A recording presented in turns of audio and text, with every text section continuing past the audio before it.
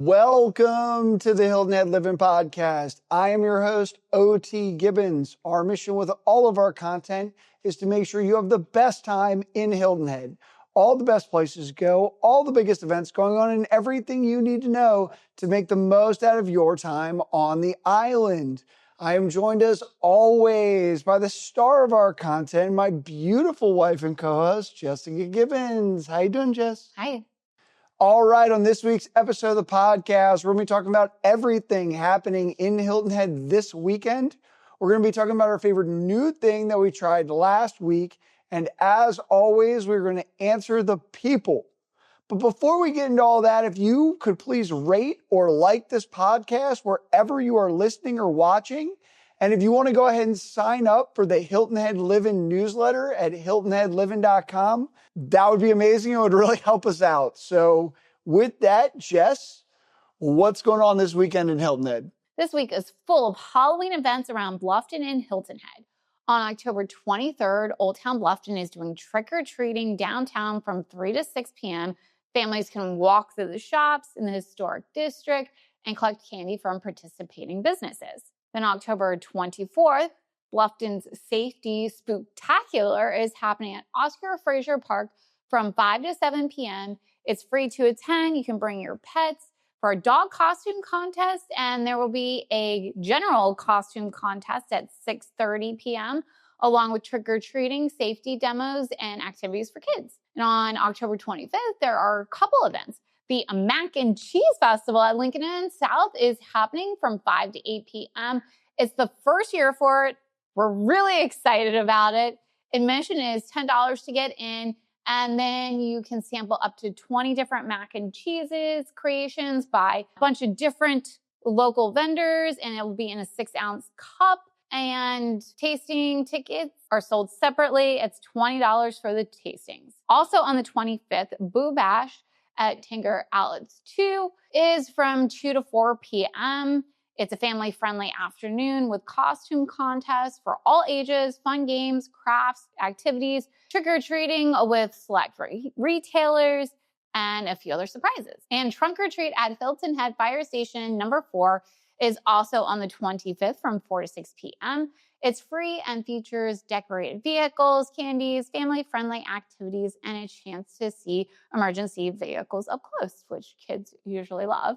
On October 26th, the Hilton Head Humane Halloween Party is from 12 to 2. There'll be entertainment by DJ Allen, costume contests for kids, adults, and pets, games, treats for both humans and animals, and raffles. Also on the 26th is Halloween on the Harbor in Sea Pines from 1:30 to 3:30 with trick-or-treating and games around Harbor Town. And at 2:30, there will be a costume contest underneath the Liberty Oak Tree stage. All ages are welcome and costumes are encouraged. And wrapping up the week on October 29th is Witches on the Water at Shelter Cove Harbor Marina from 4:45 to 6 p.m. and come out to support teachers and administrators from Hilton Head Island Elementary and Middle Schools as they paddle, board, and kayak dressed as witches. All proceeds from rentals will be donated to the Outside Foundation to support the Kids in Kayaks program. Okay, that's everything happening in Hilton Head this weekend. Let's go back to last week and talk about our favorite new thing that we tried last week. So, Jess, what'd you do last week? So I visited an exotic animal rescue farm in Ridgeland, South Carolina. They've only been open for about a year and have already taken in so many animals, these beautiful parrots, tortoises, there were lemurs and small cats, along with some barnyard animals, such as donkeys and chickens.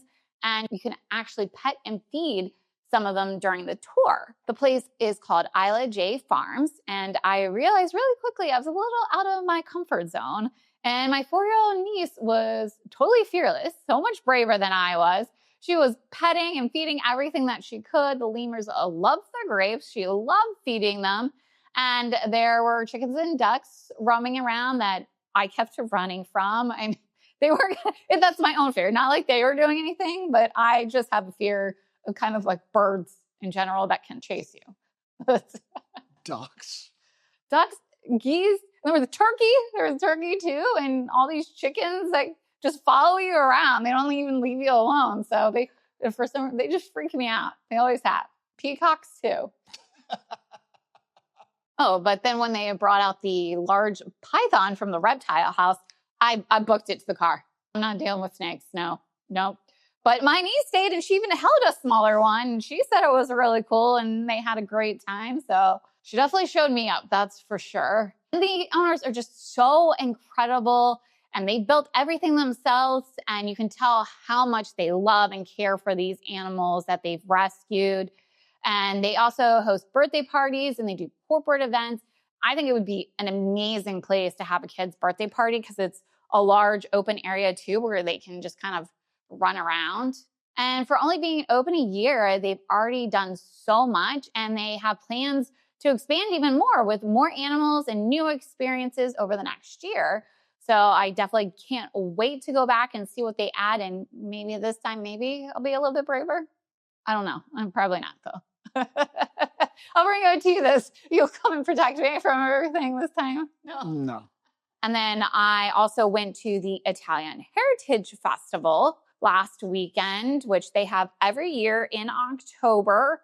I had been a couple years ago and there's great food. Of course, there's like pizza, lots of pastas, ravioli. But this year it seemed like it was even bigger than before. But there are new restaurants too. New Italian restaurants like Cafe Al Dente was there.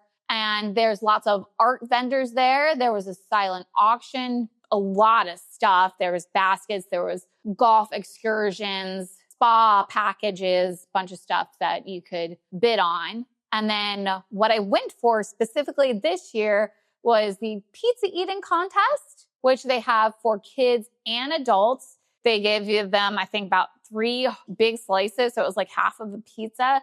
And whoever ate the most, I think they have 5 minutes, won. I think 3 guys that ate all 3 pieces. And then there was also a grape stomping contest, which it was 2 people stomping grapes in these buckets. So I feel like we need to sign up for that next year. That could be pretty fun. A lot of fun. And I believe the winner stomped out a little more than 5 ounces of juice. They then strain and measure out the juice afterwards. It was definitely interesting to see. And I also had these such good apple cider donuts. And they were little ones. I forgot the name of the place, but I feel like you should take Drew. My brother walks like he's, like, oh my God. Just like how heavy his steps are. I feel like he'd be great at that. Boom. That's true. Maybe I'll enter with Drew next year too. So. All right. And as always, we're going to answer the people. And the question we've been getting asked most often lately, and the question that we're asked all the time is where to eat on Hilton Head Island. But more specifically, where to eat without breaking the bank. We get asked this all the time. And fortunately, this is one of the areas that Hilton Head Island really is amazing with because there's so many local options for you to go eat at without breaking the bank. And this all came about because last weekend I got a check at dinner and it was pretty expensive, and it hit me that the island's known for having all of this great food, but does every meal have to be so expensive? Do you have to pay a luxury price to get that Hilton Head dining feel or get that amazing local food? I'm not talking about cheap food, but where do you get real, flavorful, local favorites that make you feel like you got more than what you paid for? The first stop has to be Java Burrito. It's everything you want Hilton Head to be. They have local ingredients, it's locally owned, and it's both fresh, it's filling without being overpriced. And you walk in, you smell, they do have a coffee place too, great coffee, must say. And you watch the crew behind the counter pile up your steak, your rice, your chicken bowls, whatever you want, a burrito, a coffee, under $20. And you walk out full and you're happy and you're feeling like you just cheated the system. And then another great option is Fiesta Fresh. If you know, you know, this is where all of the locals go to get lunch. I mean, you can find me there 3 times a week, but it's the kind of place that we're just hitting so often. And everybody that works around here is hitting a ton. I can tell you, Ian behind the camera is hitting it up all the time. 2 tacos, chips, a drink. It's so inexpensive. It's crazy. We've gone there with like 11 family members and eaten for $60. It is amazing. And also quick.